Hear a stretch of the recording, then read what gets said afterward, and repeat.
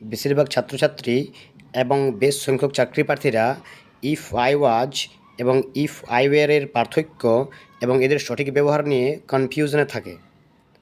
আজ এই ছোট্ট ভিডিওতে ইফ আই ওয়াজ এবং ইফ আই ওয়্যার নিয়ে সমস্ত কনফিউশন ক্লিয়ার করার চেষ্টা করব। ইফ আই ওয়াজ কখন ইউজ হয়, দেখো এর রুল কি। If I was is used for real or possible situation. যখন কোনো সেন্টেন্সের সিচুয়েশনটি একেবারে রিয়েল এবং পসিবল অর্থাৎ সম্ভাবনা থাকে, তখন আমরা ইফ আই ওয়াজ ইউজ করি।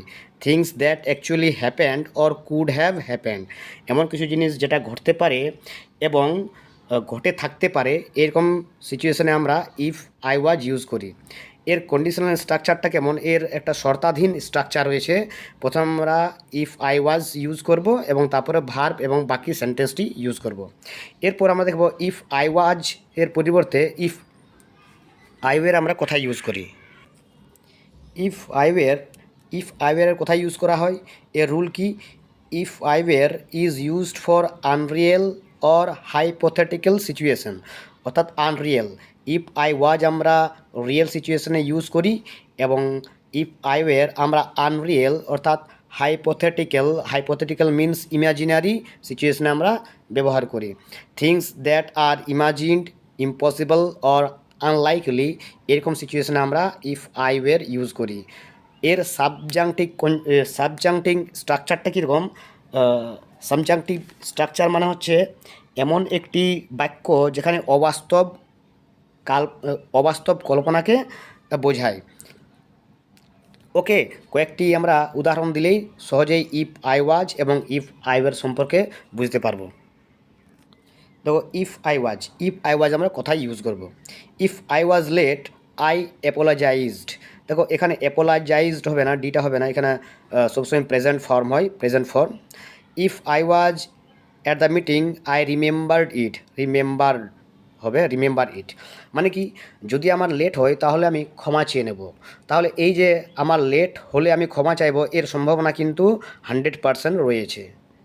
এবার দেখো if I was at the meeting I remember it, আমি যদি মিটিংয়ে উপস্থিত থাকি তাহলে আমি এটি মনে রাখবো। কাজটাও কিন্তু 100% হওয়ার সম্ভাবনা রয়েছে। কিন্তু ইফ আই ওয়্যারের ক্ষেত্রে তা হবে না। কেমন? ইফ আই ওয়্যার আমরা কেমনভাবে ইউজ করবো, দেখো if I were rich I would travel the space. If I were you I would study harder. এখানে দেখো আমি যদি রিচ হতাম তাহলে আমি স্পেস ভ্রমণ করতাম, তাহলে এর সম্ভাবনা কিন্তু একেবারে নেই বললে চলে, এটা সম্পূর্ণ ইমাজিনারি। অর্থাৎ দেখো আরেকটি দেখো sentence, if I were you, যদি আমি তুমি হতাম তাহলে আমি খুব স্টাডি করতাম, তাহলে এটারও কিন্তু একটা ইমাজিনারি, আমি কিন্তু কখনো তুমি হতে পারবো না। ঠিক এরকমই যদি এখানে একটি আমি উদাহরণ বলি তাহলে কি হয়ে যায়, if I were a bird I would sing a song. তাহলে আমি যদি পাখি হতাম তাহলে আমি গান করতাম, এটাও কিন্তু সম্পূর্ণ ইমাজিনারি, আমি কখনো পাখি হতে পারবো না। কিন্তু ইফ আই ওয়াজের ক্ষেত্রে হওয়ার সম্ভাবনাটা একেবারে 100% থেকে যায়। যেমন if I was wrong I will correct it, যদি আমি ভুল করি তাহলে আমি এটি সঠিক করে নেব, এটাও কিন্তু হওয়ার সম্ভাবনা বেশি রয়েছে।